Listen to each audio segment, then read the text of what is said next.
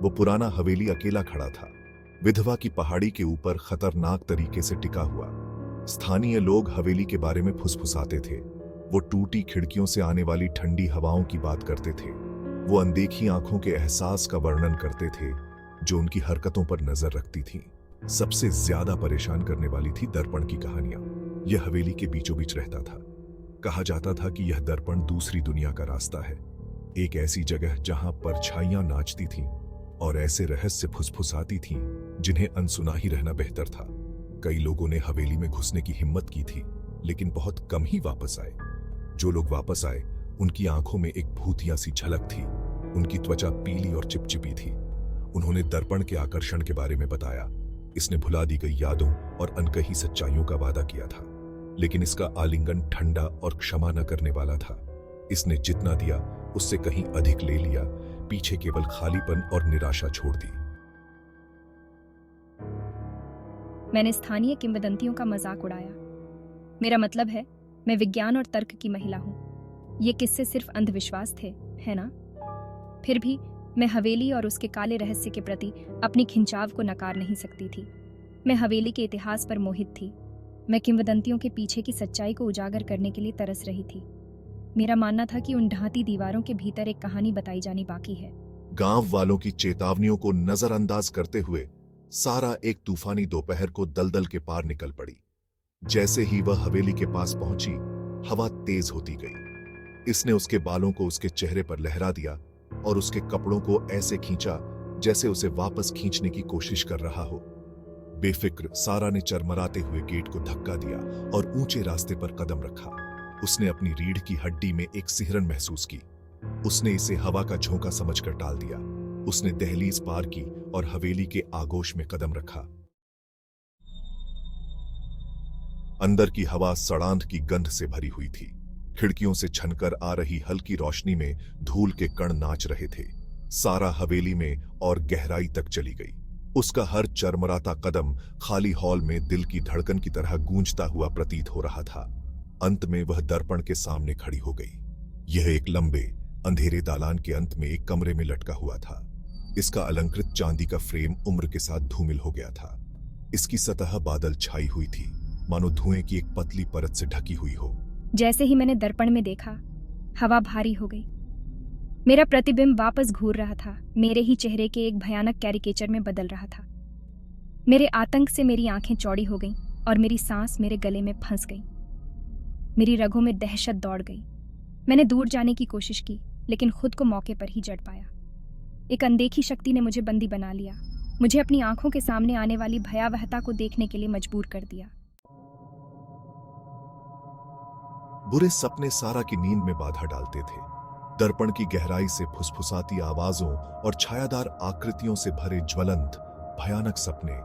वह अपनी रीढ़ की हड्डी से नीचे की ओर रेंगते हुए बर्फीले अंगुलियों की भावना से बच नहीं सकती थी। वह हर सुबह एक हांफने के साथ जागती थी। उसका दिल उसकी छाती में जोरों से धड़क रहा था। वह ठंडे पसीने से तरबतर थी। सपनों और हकीकत के बीच की रेखा धुंधली हो गई। उसे इस एहसास ने सताया कि वह अब अकेली नहीं है। उस आतंक के बावजूद जो मेरे विवेक को कुतर रहा था, मैंने खुद को बेवजह हवेली की ओर वापस खींच लिया। मैं इस एहसास को दूर नहीं कर सकी कि दर्पण के पास ही इसके रहस्यों को उजागर करने की कुंजी है। मैंने पुराने ग्रंथों और स्थानीय विद्या पर घंटों बिताए, दर्पण या इसकी उत्पत्ति के किसी भी उल्लेख की खोज की। मैं जुनूनी हो गई। मेरी आत्मा में जड़ जमा चुके अंधेरे को समझने की ललक मुझे खाए जा रही थी। मेरा मानना था कि दर्पण के अभिशाप को तोड़कर मैं खुद को इसकी चपेट से मुक्त कर सकती हूँ। भाग 5 अनुष्ठान। अपने शोध और नए सिरे से दृढ़ संकल्प के साथ सारा हवेली लौट आई। डूबते सूरज ने ऊंचे ऊंचे लॉन में लंबी भयानक परछाई डाली। उसने दहलीज पार की। अंदर की हवा प्रत्याशा से भरी हुई थी। वह अपने ऊपर अनदेखी आंखों का भार महसूस कर सकती थी। मैं यह कर सकती हूँ, मुझे करना ही होगा। वह दर्पण के पास गई। उसके कदम सन्नाटे में गूंज रहे थे। एक प्राचीन पाठ में उल्लिखित निर्देशों का पालन करते हुए सारा ने अनुष्ठान शुरू किया। उसने कमरे के चारों ओर मोमबत्तियां जलाईं। उनकी टिमटिमाती लपटों ने दीवारों पर नाचती हुई परछाई डाली। उसने एक पुराने मंत्र के शब्दों का जाप किया। उसकी आवाज खाली हॉल में गूंज रही थी। अतीत की आत्माओं, मैं आपको बुलाती हूँ। अपने रहस्य प्रकट करो, मुझे सच्चाई दिखाओ। हवा में ऊर्जा की दरार आ गई। फर्श से एक नीची गूंज गूंज उठी। दर्पण की सतह पानी की तरह लहरा रही थी, जैसे किसी पत्थर से विचलित हो गई हो। भाग 6 फंस गया। दर्पण की गहराई से छायादार आकृतियां उभरने लगीं। उनकी आंखें एक खराब रोशनी से चमक रही थीं। वे कंकाल जैसी उंगलियों से सारा के पास पहुंचे। उनका स्पर्श उसकी रीढ़ की हड्डी को ठंडा कर रहा था। उसकी रगों में भय दौड़ गया, लेकिन वह अपनी जगह पर खड़ी रही। उसने जाप करना जारी रखा। उसकी आवाज तेज होती गई और अधिक दृढ़ होती गई। मैं तुम्हें अपने साथ नहीं ले जाने दूंगी। मैं तुम्हें खुद को प्रकट करने का आदेश देती हूँ। कमरे का तापमान गिर गया। हॉल में एक ठंडी हवा चली, जिससे एक एक करके मोमबत्तियां बुझ गईं। दर्पण की सतह तेजी से घूमती रही। उसका प्रतिबिंब अंधेरे के भंवर में बदल गया। सारा पीछे की ओर लड़खड़ा गई। उसका पैर एक ढीले फर्श पर जा लगा। वह गिर गई। वह दर्पण के नीचे ठंडे पत्थर के फर्श पर जोर से गिरी। जैसे ही उसने ऊपर देखा, उसने भय की बढ़ती भावना के साथ महसूस किया कि वह अब अपने प्रतिबिंब को नहीं देख रही है। नहीं, ऐसा नहीं हो सकता। उसे घूरते हुए एक युवती का चेहरा था। उसकी आंखें एक अथाह निराशा से भरी हुई थीं। उसकी त्वचा मौत की तरह पीली थी। मेरी मदद करो। वह दर्पण से बाहर निकली। उसकी बर्फीली उंगलियां सारा की कलाई के चारों ओर एक वाइस जैसी पकड़ के साथ लिपट गईं। सारा चिल्लाई, दूर जाने की कोशिश कर रही थी, लेकिन पकड़ बहुत मजबूत थी। मुझे इस जेल से मुक्त करो। महिला की आवाज एक शोकाकुल आह की तरह थी, जो सारा की हड्डियों में समाती हुई प्रतीत हो रही थी। सारा का दिमाग दौड़ गया। वह किसी ऐसी चीज से टकरा गई थी जो उसकी कल्पना से कहीं अधिक प्राचीन और शक्तिशाली थी। उसने सही शब्दों के लिए, संबंध तोड़ने के लिए, उस बंधन को तोड़ने के लिए बेतरतीब ढंग से खोज की जिसने महिला को बंदी बना रखा था। लेकिन तब तक बहुत देर हो चुकी थी। दर्पण की सतह एक बार फिर लहराई। इसके बाद यह एक शांत तालाब की तरह चिकना और परावर्तक हो गया। छायादार आकृतियां उसकी गहराई में समा गईं। मदद की गुहार लगाती महिला का चेहरा बिना किसी निशान के गायब हो गया। सारा ठंडे पत्थर के फर्श पर लेटी हुई थी। उसकी छाती फूल रही थी। उसका दिल उसके कानों में जोरों से धड़क रहा था। वह अकेली थी, या उसने ऐसा सोचा था। अरे नहीं। जैसे ही सारा अपने पैरों पर खड़ी हुई, उसे एक अजीब सी अनुभूति हुई।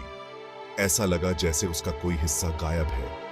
वह अपना चेहरा छूने के लिए ऊपर पहुंची। उसकी उंगलियां ठंडे शीशे से छू गईं। वह पीछे की ओर लड़खड़ा गई। उसकी सांस उसके गले में फंस गई। उसने अपने प्रतिबिंब को भयभीत होकर देखा। यह अब उसका अपना नहीं था। जो चेहरा उसे घूर रहा था, वह उस महिला का चेहरा था जो दर्पण के भीतर फंसी हुई थी।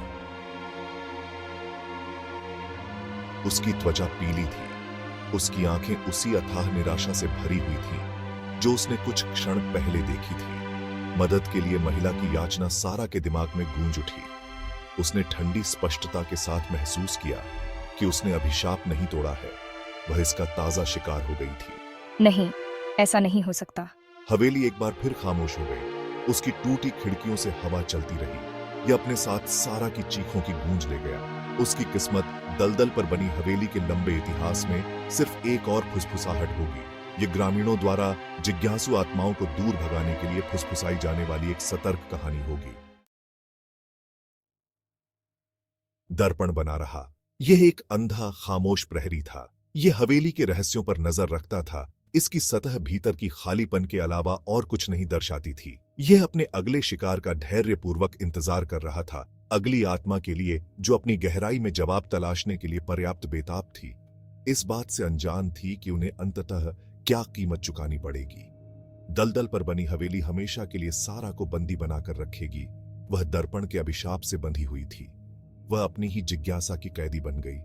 उसका भाग्य सामान्य की सतह के नीचे छिपे अंधेरे और निषिद्ध ज्ञान की तलाश की कीमत की एक भयावह याद दिलाता है।